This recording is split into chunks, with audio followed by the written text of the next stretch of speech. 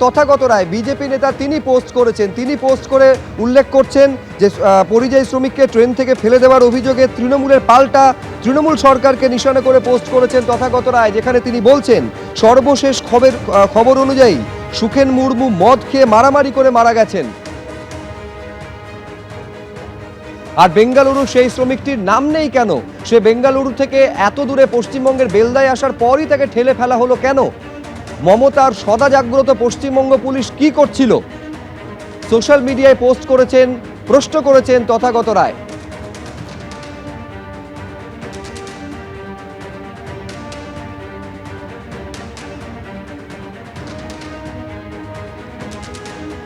এবার পরিযায়ী শ্রমিককে ট্রেন থেকে ফেলে দেওয়া হলো বলে অভিযোগ করেছে তৃণমূল কংগ্রেস। অভিযোগ করা হচ্ছে বেঙ্গালুরু থেকে মুর্শিদাবাদ ফেরার পথে পরিযায়ী শ্রমিককে ট্রেন থেকে ধাক্কা দেওয়া হয়। ট্রেনে পরিযায়ী শ্রমিকের পরিচয় যাচাই করতে প্যান এবং আধার কার্ড চাওয়া হয়েছিল। এরপর ওই পরিযায়ী শ্রমিককে চলন্ত ট্রেন থেকে ঠেলে ফেলে দেওয়া হয়। গুরুতর জখম হয়েছেন ওই শ্রমিক বলে পোস্টে তৃণমূলের তরফে দাবি করা হয়েছে। বাঙালিদের বাংলাদেশি তকমা দেওয়া হচ্ছে, বাংলা বলায় হেনস্থা করা হচ্ছে, বিজেপিকে আক্রমণ করে পোস্ট করেছে তৃণমূল কংগ্রেস। দেখতে পাচ্ছেন তৃণমূল কংগ্রেসের তরফে সোশ্যাল মিডিয়ায় পোস্ট করা হয়েছে এবং বলা হচ্ছে যে একজন পরিযায়ী শ্রমিক তাকে চলন্ত ট্রেন থেকে ফেলে দেওয়া হয়েছে বলে অভিযোগ করা হচ্ছে। ব্যাঙ্গালোর থেকে মুর্শিদাবাদে ফিরছিলেন তিনি এবং তারপর পরিযায়ী শ্রমিককে ট্রেন থেকে ধাক্কা দেওয়া হয়েছে বলে এই পোস্টে অভিযোগ করা হয়েছে। পরিযায়ী শ্রমিকের পরিচয় যাচাই করতে প্যান কার্ড এবং আধার কার্ড চাওয়া হয়েছিল। এরপর ওই পরিযায়ী শ্রমিককে চলন্ত ট্রেন থেকে ফেলে দেওয়া হয় বলে অভিযোগ করা হয়েছে তৃণমূলের করা সোশ্যাল মিডিয়ার পোস্টে।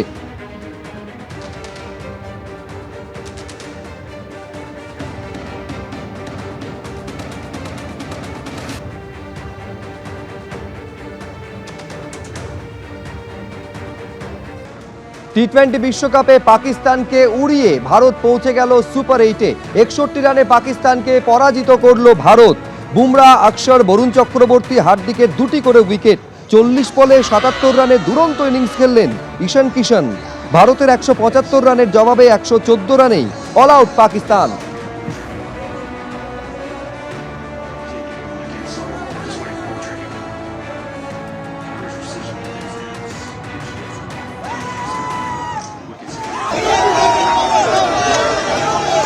ছাব্বিশের বিধানসভা নির্বাচনে বিরোধীদের জোট নিয়ে কি নতুন করে কোনো সংশয় তৈরি হলো?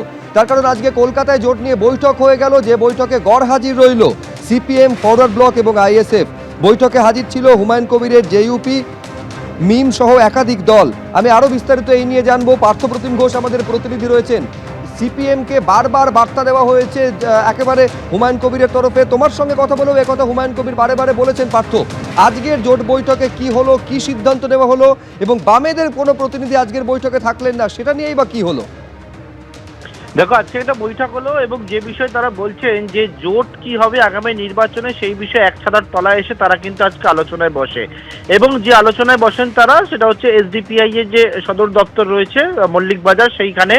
এবং সেখানে একদিকে যেমন এমআইএম অর্থাৎ মিম এর রাজ্য সভাপতি তিনি ছিলেন ইমরান সোলাঙ্কি, পাশাপাশি হুমায়ুন কবিরের দল জেইউপি সেখানে ছিল, এছাড়া এসডিপিআই ছিলেন। এরকম একাধিক প্রায় 10 থেকে 12টি দল তারা এক ছাতার তলায় এসে আজকে বৈঠক করলেন। এবং সেই বৈঠকের পর একেবারে মিমের যিনি নেতৃত্বে ছিলেন ইমরান সোলাঙ্কি, তিনি যে বিষয়টা বললেন যে আজকের বৈঠকে সিপিএম, ফরওয়ার্ড ব্লক, আইএসএফকেও ডাকা হয়েছিল কিন্তু তারা আসেনি। এবং সে বিষয়ে তিনি বলেন যে বাবরির প্রসঙ্গও কিন্তু সেখানে ওঠে এবং আসার পরে পত্রিকালে তিনি জানান যে একেবারে সেই বৈঠকে আলোচনা হয়েছে যে যারা যারা এই জোটের থাকবে তারা একেবারে সামনে থেকে তাদেরকে কিন্তু অংশগ্রহণ করতে হবে। এবং আজকের বৈঠকের পরবর্তীকালে তারা আবারও বৈঠকে বসবে আগামী শনিবার, তেমনটাই ঠিক হয়েছে।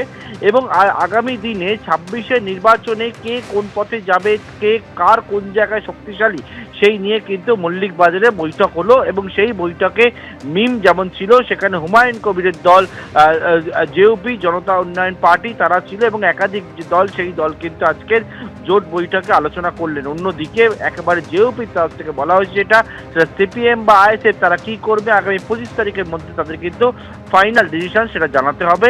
এবং সেক্ষেত্রে আজকের বৈঠকে আলোচনা হয়েছে, এটাও আমরা জানতে পারছি যে সিপিএম, আইএসএফ তারা যদি তাদের জোট বৈঠকে জোটের মধ্যে না থাকে, তারা যদি আলাদা আলাদাভাবে লড়ে, তাহলে তারা যেমন বিজেপি এবং তৃণমূলের বিরুদ্ধে লড়াই করবে, তেমন কিন্তু আইএসএফ বা সিপিএম এর বিরুদ্ধেও তারা লড়াই করবে, সেই সিদ্ধান্তই তারা হচ্ছে। যদিও এখনো পর্যন্ত তারা বলছেন সিপিএম বা আইএসএফ এর জন্য তাদের দরজা সম্পূর্ণভাবে খোলা রয়েছে। তারা আশাবাদী যে সিপিএম এবং আইএসএফ তারাও কিন্তু তাদের সঙ্গে একসঙ্গেই 26-এর নির্বাচনে তারা জোট বেঁধে লড়াই করবে। ধন্যবাদ পার্থ। মিমের পক্ষ থেকে কি বলা হচ্ছে দেখব। জোটের নিয়ে কথা হয়েছে আজকে, আমাদের আজকে প্রথম বৈঠক। 9-10টা পার্টি আছে, ফরওয়ার্ড ব্লকে লেটার করেছেন, সিপিআইএমএলকে লেটার করেছেন, প্রত্যেকটা দলকে লেটার করেছেন। বিকল্প দিই পশ্চিমবাংলায় বিজেপি আর টিএমসি বিরুদ্ধে আইএসএফ যদি আমাদের সঙ্গে আসে সামনে তাহলে আমরা জোট করবো, নিশ্চয়ই আমরা রেডি আছি। কে আমাদের যে জোট হবে, প্রকাশও যে আমাদের সঙ্গে আসবে তার সঙ্গে আমরা থাকবো, যে আমাদের বিরোধী থাকবে আমরা ওর বিরোধী থাকবো। ফলে এইখানে প্রশ্ন হচ্ছে এই জোটের আলটিমেটলি চেহারাটা কি দাঁড়াবে, এই জোটের মধ্যে সিপিএম বা আইএসএফ তারা থাকবে কিনা, এই সংশয়টা, এই প্রশ্নটা বড় হয়ে দাঁড়াচ্ছে। তার মধ্যে হুমায়ুন কবির স্পষ্ট ডেডলাইন ঘোষণা করে দিয়েছেন, কারা জোটে আসতে চান, কতগুলি আসনে তারা প্রতিদ্বন্দ্বিতা করতে চান সেটা 20শে ফেব্রুয়ারির মধ্যে জানাতে হবে। কি বলছেন হুমায়ুন কবির দেখব। আপনি কি যোগাযোগ করবেন তাদের সাথে? প্রেসিডেন্ট সৈয়দ আহমেদ কবিরকে আমি পাঠিয়েছিলাম, যে মিটিংটা পার্ক সার্কাসে হয়েছে আজকে বিকেল 4টে থেকে সন্ধ্যা 6:30 পর্যন্ত 2.5 ঘন্টা। সেই মিটিংয়ে যেমন মিম ছিল, মিমের রাজ্য সভাপতি ইমরান সোলাঙ্কি ছিল, এসে মানে এই আজাদ সমাজ পার্টির ইমতিয়াজ সাহেব ছিল, আরও ছোট ছোট কয়েকটি দল ছিল। সেখানে আমার দলের প্রতিনিধিকে আমি পাঠিয়েছিলাম, তার সাথে বিস্তারিত কথা হয়েছে। তারা আমার কাছে কী কী এই ছোট দলগুলো কোথায় সিটে লড়তে চাইছে তার ডিমান্ড 20 তারিখের মধ্যে পাঠাবে। আমি আগামী 25শে ফেব্রুয়ারির মধ্যে কারা কারা আমার জোট সঙ্গে হবে সেই দলকে কোথায় তারা ডিমান্ড করছে, কোথায় তাদেরকে প্রার্থী পদ দেব, এসব 25শে ফেব্রুয়ারির মধ্যে কমপ্লিটলি আমাদের জোট এবং কে কে আমাদের জোটে থাকবে সবটাই আপনারা জানতে পারবেন।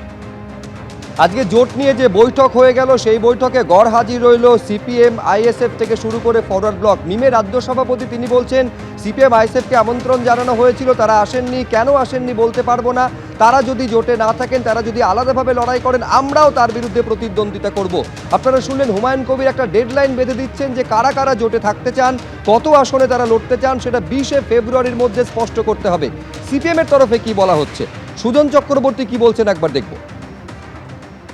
হুমায়ুন বাবু কি একটা মিটিং ডেকেছেন, তারপর সেখানে বলেছেন সব আলোচনা ফলপ্রসূ হয়েছে, এই ডেকেছি সব CPM RSP forward block ISF ইত্যাদি ইত্যাদি মিম সবাইকে ডেকেছি, যে আসবে আসবে, না আসবে না আসবে, আসলে লড়াই হবে আর না আসলে তো ভয়ঙ্কর লড়াই হবে।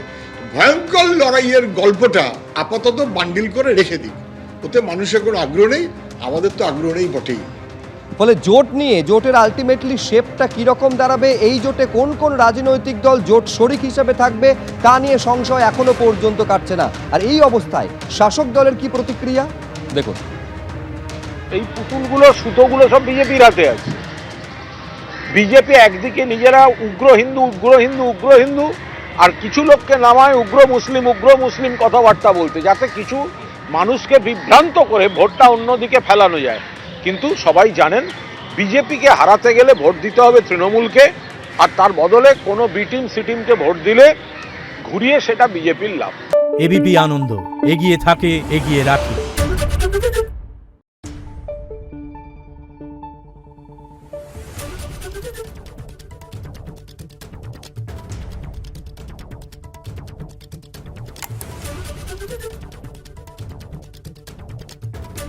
Thank you.